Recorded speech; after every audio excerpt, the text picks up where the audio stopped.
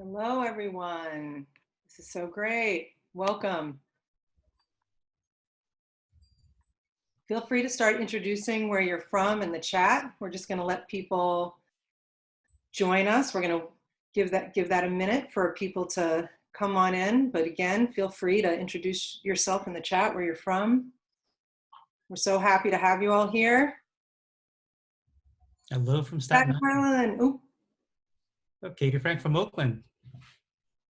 Sao Paulo. Philadelphia Museum of Art. Oh, so great. Boston. Pakistan. Oh, Madrid, welcome. Oh, so great. So great. We have our first one from Canada too, Vancouver. I see Anna from Milan.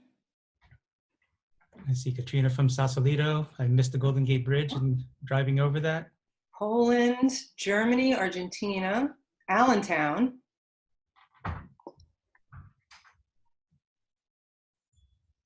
Welcome, everyone. Also some from Spain. Bienvenidos. Ecuador. Czech Republic, wonderful.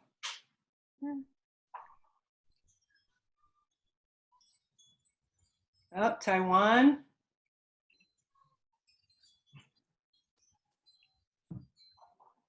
Wonderful. We're just going to give it one more minute, let people continue to enter the session, and then we'll get started. You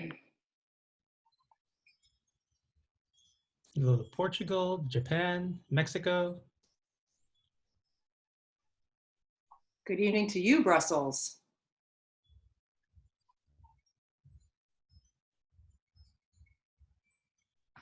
Great, so we're gonna go ahead and get started. So welcome everyone to our first office hours for our 3 MOOCs, Art and Inquiry, Art and Activity, and Art and Ideas Teaching with Themes. This is an informal conversation that we're going to have with you related to all 3 courses. We will be finished in about an hour. We're trying out the Zoom platform as a way to virtually interact with you. And so far, I think it's going really well. So again, please introduce yourself in the chat. Tell us where you're joining us from. Throughout the session, please post your questions in the Q&A. We'll get to as many as we can in the next hour. We're also going to be covering the questions that some of you posted in the course and also by email.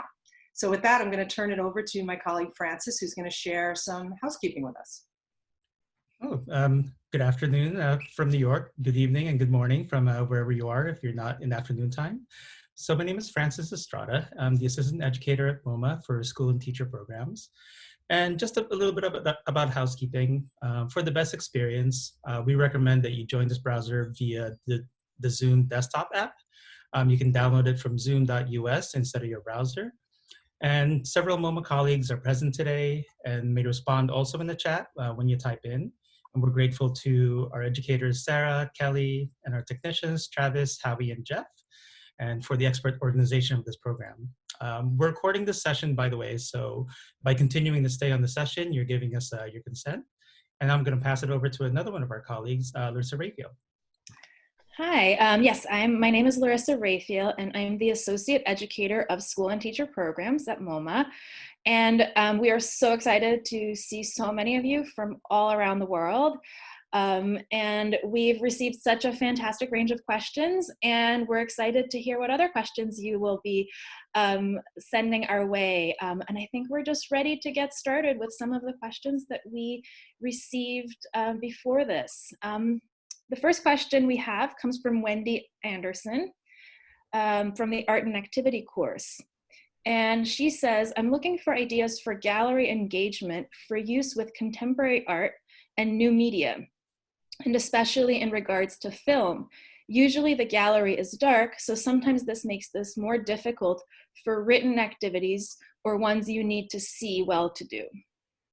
I think that's a great question and something that we come across often at MoMA, especially now in our new MoMA where we have a lot more media on display at all times.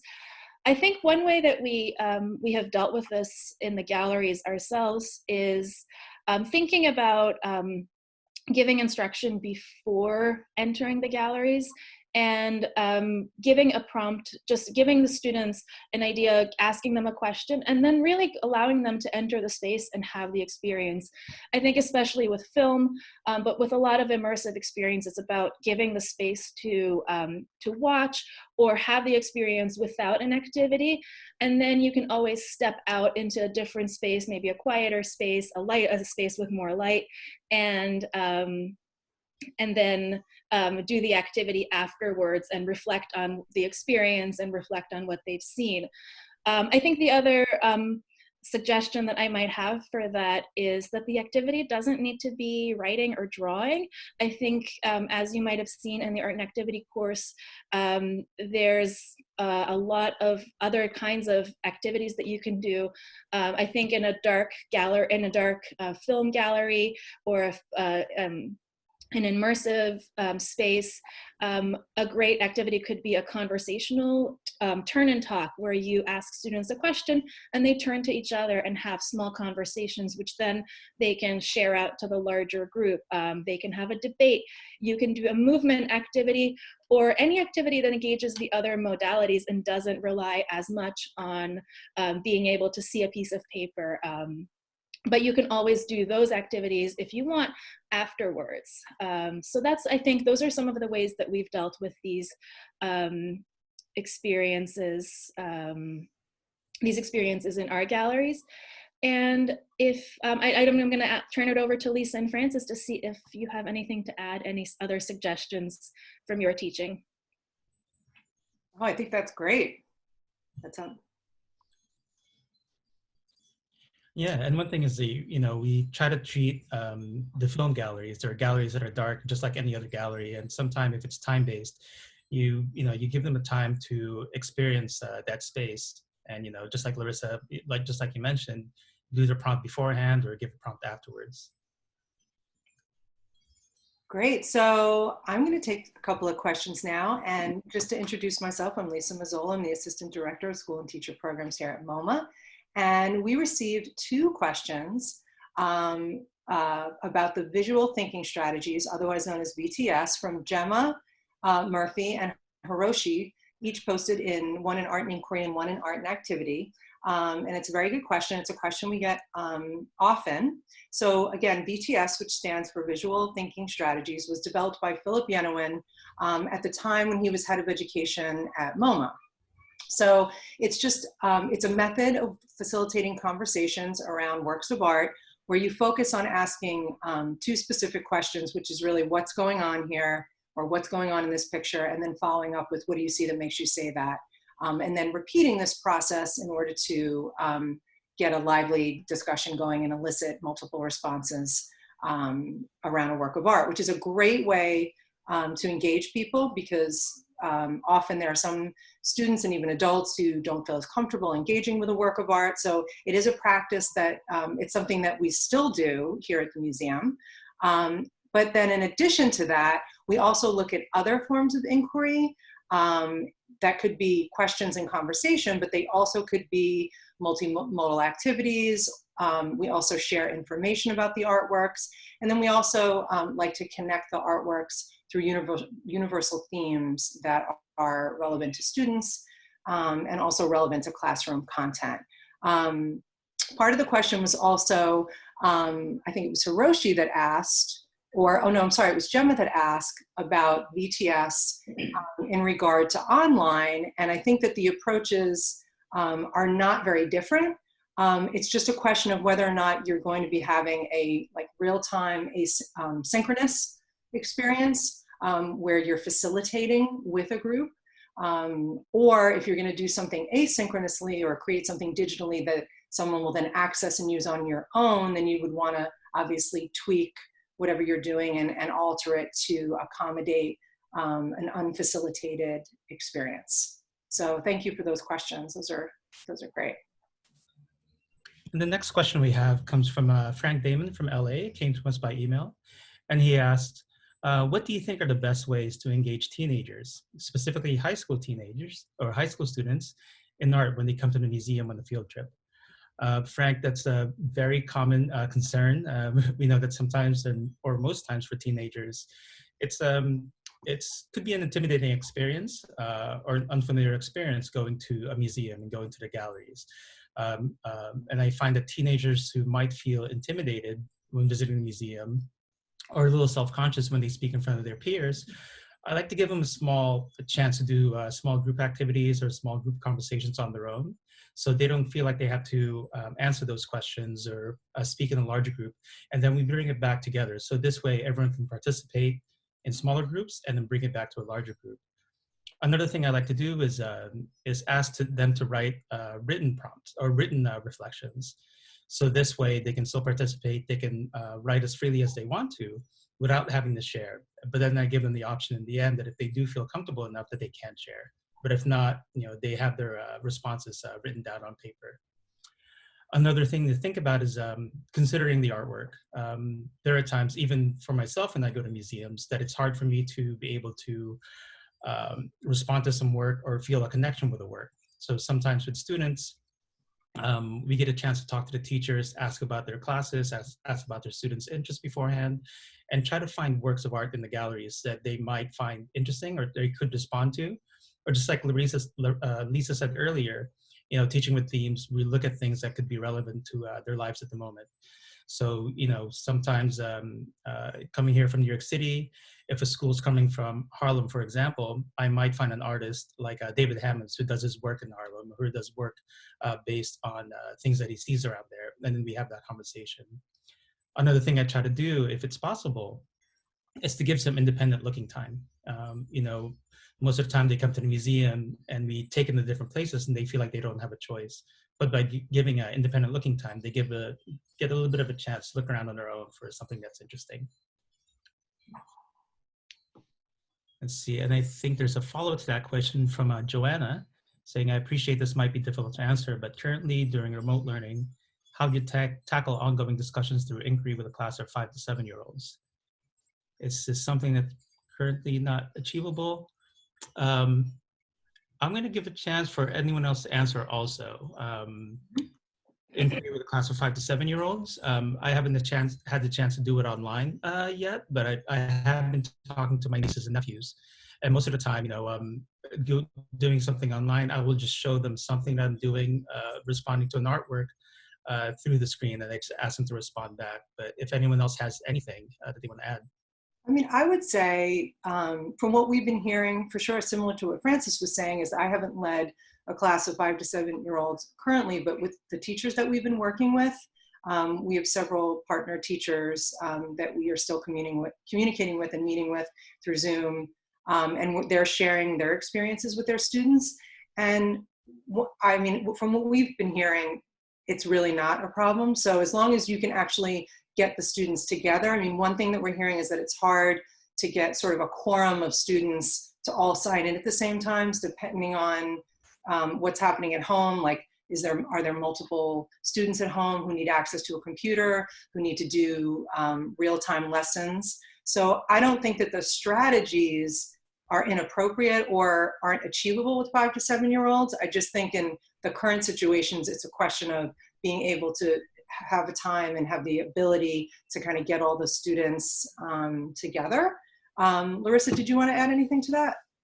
Yes, I would just add that maybe it's a chance. I think I think one of the important things to consider is adjusting the rhythm of the inquiry and how it goes. I think on a screen in a gallery, we're easily able to have 20-minute conversations, a 20-minute conversation in front of one work of art with a group of 5 to 7-year-olds.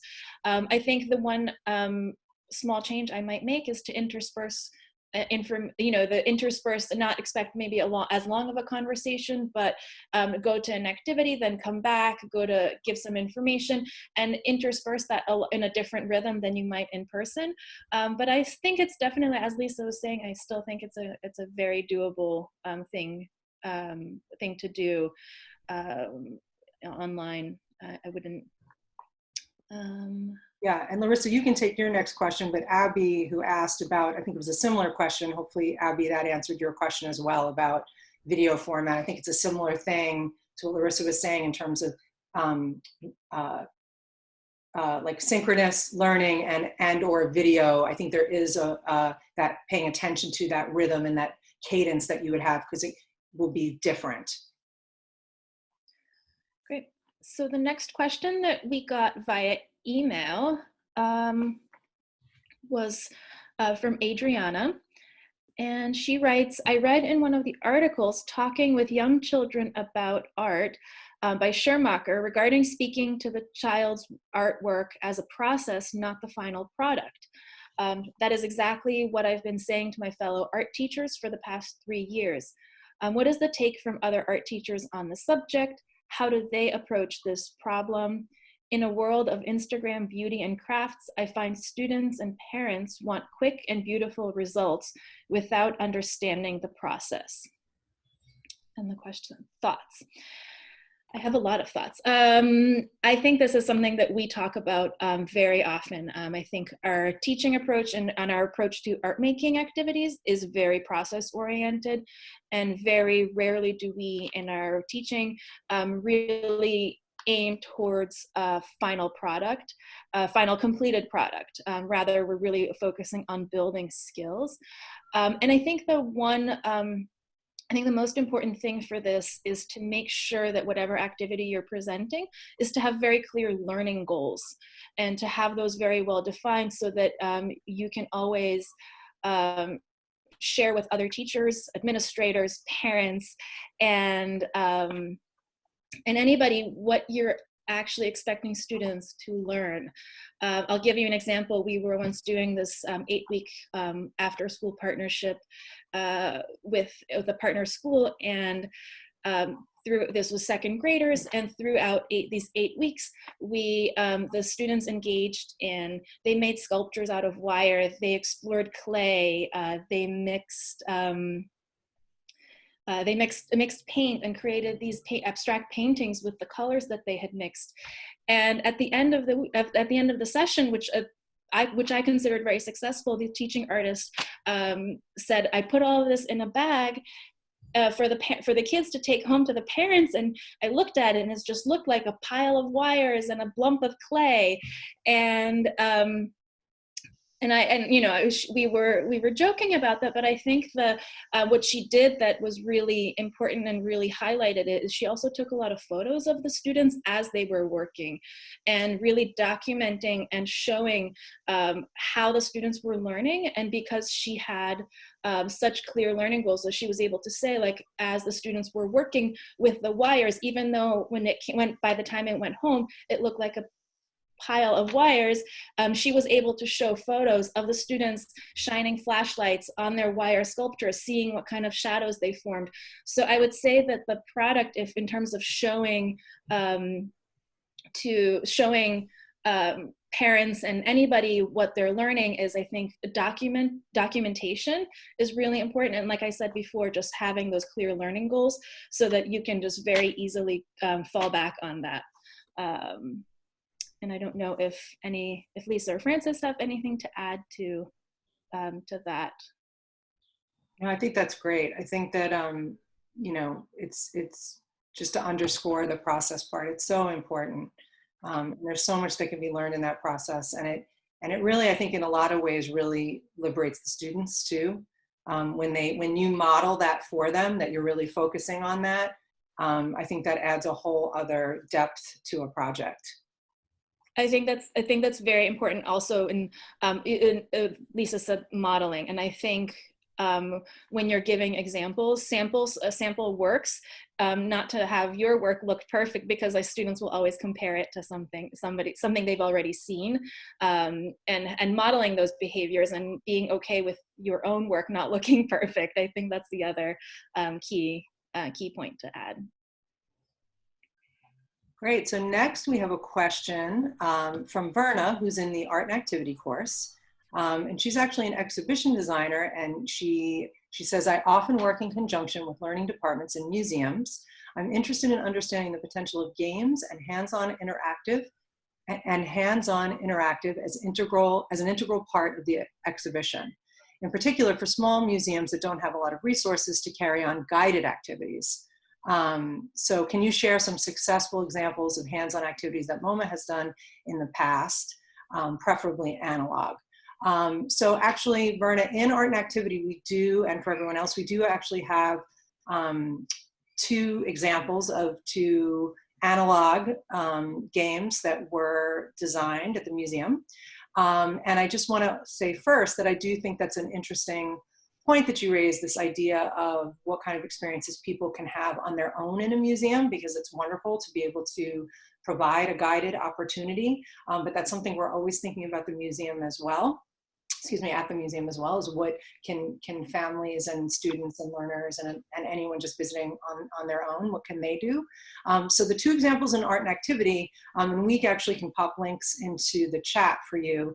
There was a game that we created called Material Bingo. So when people arrived at the museum, they could actually borrow, it was a lending board that was a bingo board, that basically the bingo board represented materials all over the museum. So the idea there was that all of a sudden the whole museum becomes a game, and the people with the board, whether it was a family or friends together, could just go around the museum and play the game themselves. And it also addressed issues of art making, and so it really delved into materials and process very heavily. And so one of the other games we actually created was called Everyone's a Critic. That is also in the course, a PDF version of this card that individuals, like pairs, could play, or groups could play together, where one person would be an artist and one person would be a critic, and they would be going around the museum together, answering questions and trying to find out themes of the other. So like one group is looking for an artwork that represents a theme that the critic has pre-chosen. So those are 2 examples that you can see. And also, I would just also point to this idea that within the course we talk about this, there's a couple of articles on sort of games and play, which is definitely a point that you raise as well, that I think is a whole other section of learning. So please do read that article if you haven't already read it. And also the idea that modern and contemporary artists have been creating games for all through the history of art, whether it's something like the surrealist parlor games or contemporary artists now. I think that issue of games and play is something that is prominent now as well. So I think there's ways that it can be tweaked.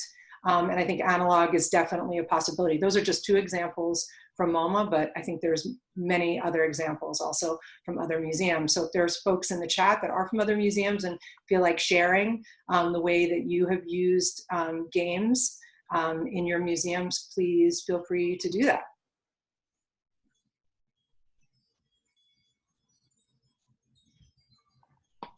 All right. Should we go on? Larissa, you want to kick us off on our next? Sure. Our next question comes from a couple of different people, and it has to do with this this difficult moment that we're in with remote education, as we're all learning and adapting very quickly, struggling with students who have little or precarious access to the internet, and building off of Lisa's last question, asking about how to take these games that she was just mentioning into an online environment. And in just general, I think we're all thinking of how are we going to be presenting our material differently, and how as teachers and as museum educators. I think one thing we've found that works is to provide, and first of all, I want to say we all realize the very difficult situation that all teachers are in, and we applaud you for all the work that you've been doing. And I'm sure that if you have any suggestions that you have that's worked really well for you, please add them in the chat, because you are also the best resource for each other as we're moving through this process. I think I would say that something that we found that's worked and has been helpful for teachers is to provide is to provide materials that can be used in a variety of different ways. I think, you know, we all have those moments of sitting and doing an online lesson where everybody's on video, but I also think providing content that then can be done independently and on people's own terms. So it could be, so we are currently, one of the examples of this is we're doing Mondays with MoMA, which was a program that we call Mondays with MoMA, which is on Friday. Every week we've been sending out an easy lesson, just a lesson to teachers with, it's a art making, so it's an artwork, a couple of guided questions for looking closely, and then it provides a little bit of information and context about the work of art, and then goes into an art making activity that can be done with materials that can be easily found around the house. So we are not expecting that not even every student will have glue or anything like that. So, and that's something that can be shared on any online platform. The teacher can then just upload to any online learning platform. But for students who have less contact to the internet, it can also be printed out and shared that way. I know some of our partner schools have been mailing supplies to some students. You know, that requires a lot of work, and I think they're relying on community volunteers. But I think that that's something that we found has worked, because that doesn't require students to be all in front of a computer at the same time, but then they can do it at whatever time, or if they're sharing a computer with a sibling, they can then do it later on, and providing those multiple ways of engaging. And I think Lisa has a lot of other information about resources that we have at MoMA as well. Yeah, so I think most of you, if you're in each of these courses or any of the 3 courses, you've probably seen, we often reference the MoMA Learning website. We can also just drop that into the chat. I think Sarah's already loaded the tools and tips page for you. Thank you, Sarah, which is a place on the site where you'll see aggregated all of the PowerPoint slideshows and downloadable worksheets in one place. Within all the different themes on the site, some of the assets or the things that we have there that you can access in addition to the content that's online are these PowerPoint slideshows and worksheets that all are in a format that can also be edited by you. So we actually launched that site in 2012, so it was way before, you know, current times. But the idea then is sort of the same now, and even more important now, that these are things that teachers and or now anyone who's in a position of teaching at home can potentially download and do something with and share it. So in addition to the PowerPoints and the slideshows, we do have in MoMA's online collection, anything that exists on the website, you can save those images into your own PowerPoints and then again, download them. So the idea is that any of that content is something that you can customize, download, and then use it in a online way as well. And Francis is also going to share some resources with you. Yeah, one resource we also have is we've been working over the last couple of weeks on producing these very short videos. They're about 2.5 minutes long, 2 minutes, 20 seconds long, called Creativity Lab at Home. And the whole idea is that there's these videos where we kind of emulate how we teach in the galleries, or how we introduce different activities and different prompts to different people. And it's more about looking at artist processes or trying to find different ways to engage with works of art. You know, how do you look at a Martin Wong drawing? How do you look at Matisse's cutouts and try them at home, with also in mind knowing that you may not have art materials and art supplies handy at home. So we also consider the point that, you know, what can you do with these activities to engage with works of art with just materials you have at home. So Creativity Lab at Home is a good series for that. And I just saw a question that came through chat, and it's a good segue into it. Maria Broderick asked, do you have any ideas for using art as a tool to support well-being for children while schools are closed?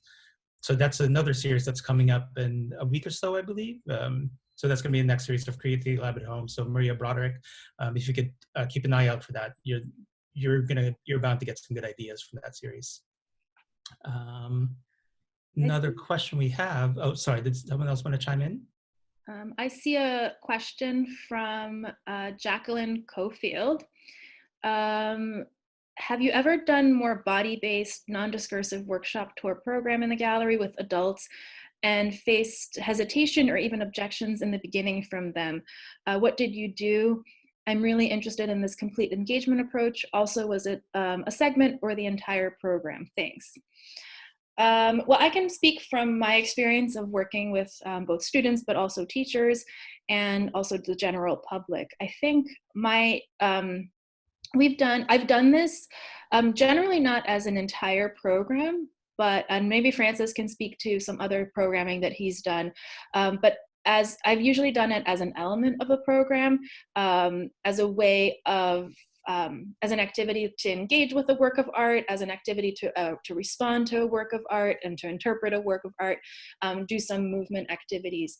I think yes, I definitely have faced hesitation and objections of adults who are self-conscious about being in a public space and doing something so that might look so out of the ordinary and not normal museum behaviors. I think people are very aware of how they interact with public spaces in that way. I would say I think the best thing to do is to allow different outcomes. So as much as maybe I would like everybody to go if I'm asking them to make big movements with their whole bodies, I might also think about offering an alternative that you can do with just moving your hands, just to get them warmed up and to see, that they don't have to act out in a way that might make them uncomfortable with their hands, or you can offer them an alternative of describing the movement that they think they might want to make before they get comfortable. I think allowing those multiple outcomes is really important for everybody, and also making it very clear that if they are uncomfortable, we're in the business of having people learn. We're not really interested in making people uncomfortable. And if they're uncomfortable, they can step away, or they can step back, or they can say, like, can I pass on this activity, and step away, and then they can come back and participate in the conversation and see what they learned by observing the activity by others. I think that's primarily what I would say. And then maybe if they see other people doing it, they will be more comfortable jumping in on the second round of movement. And then as this is something we keep going back to, but modeling. I am always, if I ask people to do a movement activity or some kind of body-based activity, I'm gonna be the first one to be striking a pose or doing something or moving around in a way just to show that it's okay, that it's allowed, even though this might not be what you might do in the galleries when you're walking through by yourself or just with your family. In this context of this tour, this is okay, and showing them by my own actions. But Francis or Lisa, you might have some insight. Yeah, I want to jump into that too by also saying that we try to get people in the beginning to be on board. What does that mean? It means that during our introduction, we talk about our pedagogy. We talk about the fact that we're going to be asking a lot of questions. We're going to be asking them to do a lot of things. But when we ask questions, we don't expect a right or wrong answer. We just expect people to share what's on their mind. And same thing with the movement exercises. We'll make suggestions. If you want to do it, or if you just want to envision it, that's fine too. Ideally, yes, you'll try it out, but if not, that's fine. And it actually goes into the question that Carlotta had asked in Art and Ideas. She was asking if it's possible to integrate different disciplines such as music, creative writing, and body movement. And that's something we did in one of the programs and partnerships we had. A few years ago, we had a partnership with New York City Ballet, where they brought in middle school students and junior high students to come into the museum and kind of, they're studying specific ballet movements, but they wanted to respond to works of art based on that. So we worked with the teachers, we worked with their dancers and educators to come up with lessons that are relevant to what they're studying in ballet and what they're studying in fine arts. So what we tried to do is we tried to find common languages. For example, what's a composition? If it's in a painting, the composition could be the canvas or the paper you're working on. If it's dance or ballet, it could be the stage. So we talk about, how do you move within those compositions? But as far as body movements involved, we talk about just doing gesture poses. I know a lot of you have done that. There's also different ways of doing tableaus where you have multiple people jumping in. One example I've done that's very, very easy is a tableau or posing exercise to Giacometti's sculpture City Square. And if you aren't familiar with it, it's basically a sculpture of 4 or 5 different figures walking. So it's a simple activity. So I try to find ways where what's a simple movement activity that, if someone may be shy or intimidated, they can just do. It could be an action they've been doing before. And just like Larissa said, thinking about an action that they're familiar with, when we talk about abstraction, we talk about, okay, pretend like you're brushing your teeth. Brush your teeth normally. We're going to abstract it. Brush your teeth faster, but brush it slower. So it could be something that simple or as complicated as doing a tableau with multiple people. Mm-hmm. Yeah, for those of you, if you're in art and activity, we actually take you through in one of the modules, the actors and directors activity, which is just like Francis was talking about. It kind of walks you through the tableau.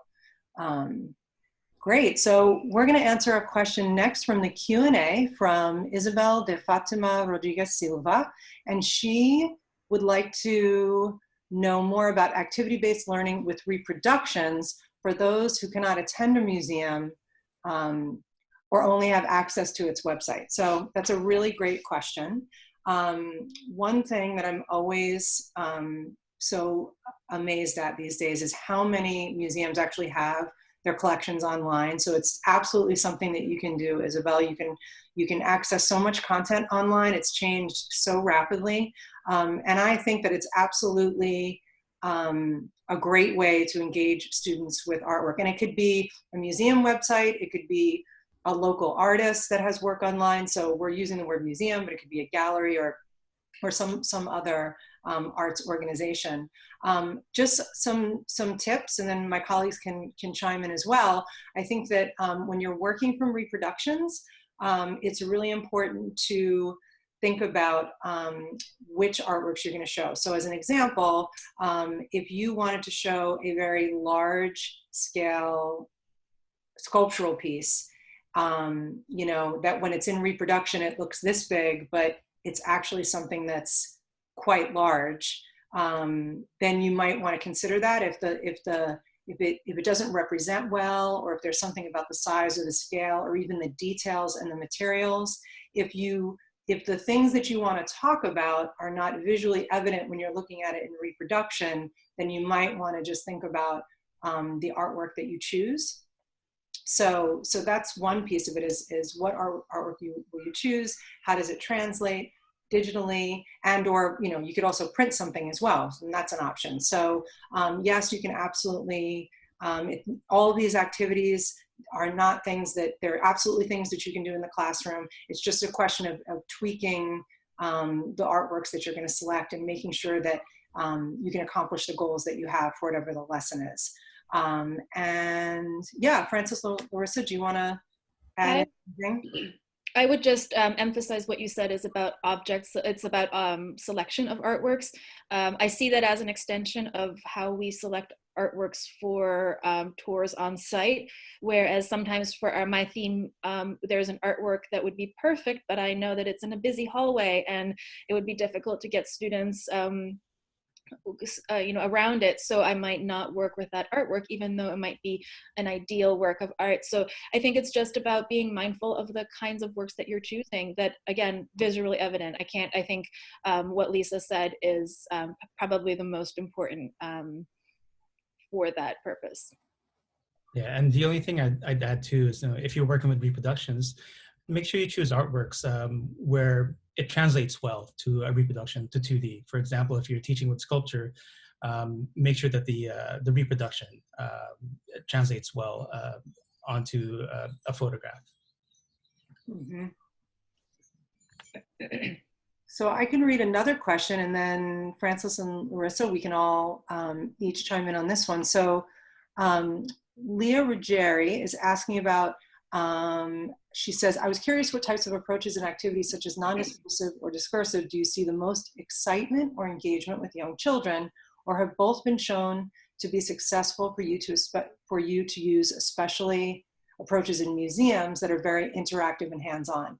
Yeah, I mean, depending on how young the children are, obviously if you're working with like, kindergarten aged children, children that are in the range of like 5, 6, 7 years old, you're obviously not you're gonna change your methods, right? You're probably gonna focus more on movements and materials and a tactile experience. It's not that you wouldn't get engaged in language and having conversation with them, but obviously the level of that is going to be very different than, say, working with a high school class. I think that with younger children also, they love moving their bodies. They love, again, using materials. So I think you really want to capitalize on that. As we were saying before, sometimes maybe older students feel a little bit more self-conscious about maybe doing a movement activity, although often many times they feel fine with that, but they might really benefit from having some sort of interactive dialogue with another student, or conversation with you, or some sort of like writing activity. And again, with younger students, obviously depending on where they are developmentally, you're also going to factor that in. And before I could actually say more about this, but I'd love to just let Francis and Larissa also weigh in from their experience. I think you said it succinctly. There's nothing I can add to that. That was very concise and precise. Great. Larissa, you want to read us another question? Yeah, I see one that's interesting here, and I'd be curious to hear in the chat also what some of your ideas about this might be. This comes from Sayara. And the question is, what kind of approaches can be taken to replace activities which were more tactile? How do you reach the same kind of learning by using only online sources? This is something that we've been thinking about a lot, I would say. And we have been really focusing on, when we talk to teachers and when we send activity ideas to students, we really ask them to look at what they have around them. So we might, usually we have our museum educator bag of tricks where we can pull out touch objects and different materials and do it that way. I think it's almost like you can turn it into a fun game. If you're looking at a sculpture that's made out of metal, you can ask students to see what's around them that's made out of metal and to really feel that, and they can still have the experience. It might not be the same. I think it's about being creative and looking at having students think about their environment in new and different ways, and seeing materials all around them, and encouraging that kind of thinking. Yeah, but I'd be curious again to hear in your chat how you as teachers have been doing these tactile activities, which are challenging in an online environment. And Lisa and Francis, if you have ideas, please. I'm curious to know what other people think in the chat. Right. I'm noticing there's a question here. What do you suggest to increase, this is Celestina Ortiz from the chat, if students aren't able to go to museums right now, what do you suggest to increase their interest in visiting a museum? That's a really interesting question. And again, back to this idea that we've been talking about digital online content, and I also saw in the chat that someone, I think it's a museum educator, asked about, as museum educators, what should we be thinking about in this new time if we're not going to be able to engage with people necessarily in the same way. I think that we're all in real time learning so many lessons about teaching and learning, both in the museum context and also for teachers whose classroom is now this remote teaching situation. So I would say that, luckily I think all of us on the museum side, as much as we can, we are thinking about the ways that we can use our online platforms.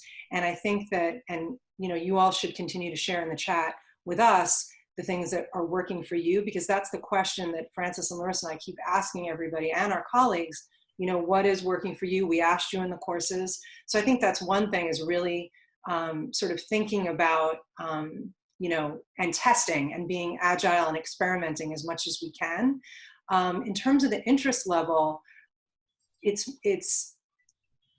I kind of feel that, and it's hard because I'm in it and we're doing it as educators, but I think I speak for all my colleagues that we have so much to share about our love of the arts, and we hope that it translates in the online experience. And I think that what I'm seeing from our museum and other museums all over the world, and from teachers, there's such wonderful content being created right now that I find inspiring. So I guess I would just hope that would inspire students and keep their love of the arts alive. And then obviously the next piece of that is, when things are different, actually being able to go see the art. But I guess that's what I would say to that. And Francis and Larissa, please, comment as well. No, I'm seeing another question here later on that's hitting on the same thing, and it says, assuming schools don't go back to normal in September and we won't have in-person school visits to museums, what skills do you think we as art museum educators should learn and practice over the summer? So I think that Lisa just also answered that question, and I think we should also just try to familiarize ourselves with every platform that we can. I think that's something that I definitely have on my radar. So that we can, work with the widest range of schools, because we realize that everybody is working in slightly different ways. And and exactly what Lisa said, and I just thought it was a perfect segue into that one other question that came up. I think we're, asking everybody we can, and learning from that. Yeah, and I think then there's another question I see that's a segue into what do we do once museums do open up and institutions do open up. Ricardo Phillips from Chicago was asking, when thinking about engagement with students, with young people, what might be some of the best practice tools to ease them into the visit before getting to the work or overall objective? One thing I used to do when I was teaching in the classrooms is, just do a practice run in the classroom, or maybe think about a topic that they might be interested in. The idea of community, or the idea of artists responding to different issues, contemporary issues that's happening around them. And in Chicago, there's a lot of public sculptures out there. There's a lot of public art. There's a lot of social artists that work with social practice. So basically, first, just talking about what's around them first. And then when you go to the museum, you can just easily break it down into thinking about themes or ideas that you're going to talk about once you get to the museum. So then that feeling of being not so unfamiliar, or like I said before, intimidated, just goes away. Mm-hmm. So I wanted to address this question by Jenna Freed, who says she's from a museum, and she says our small museum is very concerned about what the future of museums might be if they reopen with social distancing. We do a lot of great work in museum education, and we see that if we aren't able to interact with groups of visitors, museums are back to becoming elitist institutions only attended by those who know what they are looking at. Whereas when a museum educator facilitates discussion and activities, museums really become places everyone can enjoy and participate in. How do you envision the reopening of museums if school groups and groups of visitors aren't able to come and interact with the museum educators and the galleries? And this also ties in, I just wanted to say, I saw you, Alia Brahema, a colleague from the Sharjah Museums Department in the UAE, in Sharjah, the Emirate of Sharjah. She asked in the Q&A sort of a similar question. And I think this is, Jenna and Alia, I think this is the $1 million question. I think it's something that we're all thinking about. And I don't have all the answers. I'm going to share my thoughts, and some of my colleagues and other, museum educators, please do also share in the chat. But one thing that I've been thinking a lot about over the last few weeks, working on all these different projects that are very different than the way we were working. And it's been amazing to work with colleagues across my department in a very, agile, iterative way, where I'm not being as self-conscious and really kind of diving in, because we're doing things very quickly and we're very much like learning in the moment. And I've been thinking a lot about how important the facilitated experience I think it is, and that I think that I also, at the same time, we've always wanted to help our visitors use what they already bring because they already have all the tools. We're just highlighting the ways that they can interact and that they do have access because they bring with them so much rich experience on their own. So I keep thinking of how can we continue to create these now a lot of digital things, it seems to be online in the current situation, that help inspire people to trust what they already know. And it's all the things that for the teachers, it's all the things you do every day with your students. You're always empowering them to think critically. And I'm sort of hoping, and again, I don't have the answer what the future is going to look like, but I'm hoping that just increases and that we can empower our visitors to be able to be in the museums. And hopefully there will, sooner than later, I'm going to hold out for that we can have facilitation with them and have these engagements together. But that's just kind of how I've been thinking about it.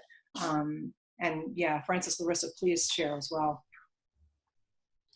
Yeah, I think at this point, we're just waiting to see what happens. And, me, Lisa, and Larissa, throughout the closure of museums and New York City, and we just try to find different ways that we can still continue our teaching through online platforms. I know that people are going through Coursera. So yeah, just like Lisa said, we're just waiting and seeing, but we're ready to get to work. You've said it all. I don't have much to add to your words. Okay, I see this question from Suzanne. What are your ideas of how to teach older students about how learning about art helps in everyday life and make more connections? It's really interesting because I think with what's happening today, you have a lot of artists and designers who's responding to what's happening in the world. And it's nothing that's unique. Artists have always responded in different ways, whether it be visual arts, whether it be music, whether it be writing. But I think more than anything else, exposure that I feel is most important, to let the students know who's out there, what are people doing, what are the different options that they have if they do also want to having responsible and helping what's happening in the world. But I think more than anything is just opening up their curiosity and just saying, this is what's happening, this is how people are responding. If you're interested in helping, this is what you can do as well. And I think, we have a thread going on in a couple of the courses about how can art help us be better citizens? How can art help us express what's happening too? Great. I think that there's so many people responding creatively currently, so many artists responding creatively to today's situation. And I think showing how other artists respond to situations might inspire students to also create artwork. We've had some wonderful responses some wonderful student artwork that's come in response to one of those Creativity Lab at Home videos that Francis made. And it's about looking out your window and drawing with words. And some of them have been incredibly beautiful and moving about kind of looking out their window and how it's different than what they normally see. And I think those personal connections and highlighting, those artists that are already doing this so well and so strongly for inspiration. Yeah, absolutely. So I think we have a question. Hiroshi, I think you asked a follow-up question about VTS. So again, about the visual thinking strategy and how I would like to learn about music used in VTS, visual thinking strategy. So I think the question is, can you apply those kind of inquiry and engagement techniques with a piece of music? And I would say, obviously it's going to be a different experience, but I think that you absolutely could engage in a facilitated conversation. Again, just sort of tweaking. Obviously, maybe in some cases, depending on the work of music, you could be asking, what do you see? But obviously, depending on what your goals are, you're going to tweak the dialogue. But I think that idea of observing and then responding about what you notice and what you're experiencing, and then building a conversation based on that, I think that is could absolutely happen with a piece of music. Yeah, one thing you can think about too is, you know, break it down into instrumentation. What kind of instruments are being used? What kind of effects they have? You can talk about tempo. Does the speed, the tempo affect anything? You can also talk about the keys. If it's in a minor key, if it's in a major key, does that affect how you're responding to the music as well? Yeah, and there's actually, this isn't exactly the same thing, but in art and activity, we have an activity called DJ the Artwork, which is where we have students come up with sounds and create music in a soundscape with an artwork. So that's something that you can consider too, is combining music and art. There's also a video in there about Broadway Boogie Woogie by Pete Mondrian and the influence of jazz music on his production of that artwork. Just to give you another little tip. I think we have time. Larissa, do you want to pick one more? Look, we have time for one more question. Let's see. This isn't an answer, but I was just looking in the chat, and I love the idea of somebody mentioned, and I lost the mention, and I apologize that I'm not crediting you, but the idea that of using public art and using those times that you do go outside in this moment and taking photos and sharing and zooming that or sharing that with your students. That's such a great way of connecting to both the environment around you and noticing things that you might not otherwise notice, and also continue to engage with the art. I think I really love that idea for now. Sorry, that was Brittany. Thank you, Brittany, for sharing that. That's great. And actually, I see one that might be a good one maybe to end on that I could read from Sephora Borg from Malta, who says that art isn't, and at the primary level is not compulsory. I'm still sending art lessons and materials every day to my students, yet very few are replying. What could you suggest to make students participate more in the subject? And that's something that we hear a lot from teachers, and other teachers should comment to Sophia in the chat. I think that's, even in situations not like this, I think that's often can be a problem.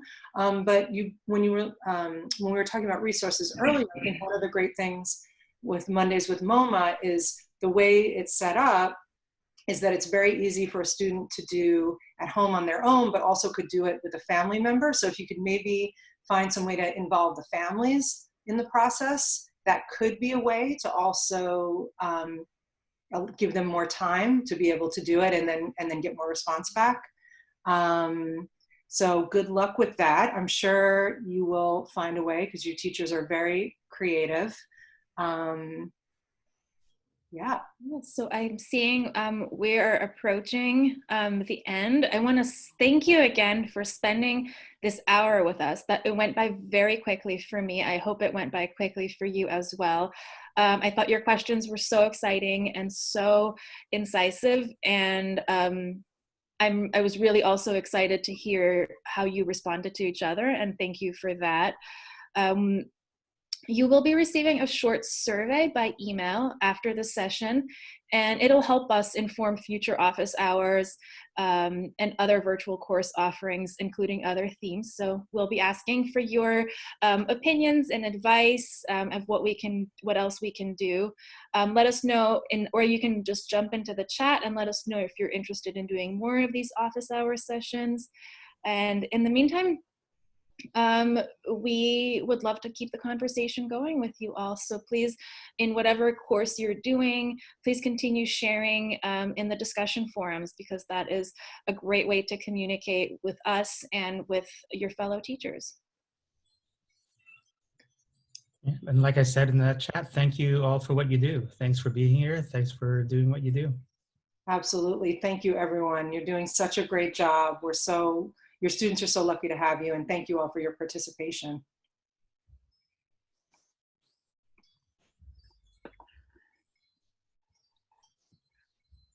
You're very welcome, everyone. Nice to see you too.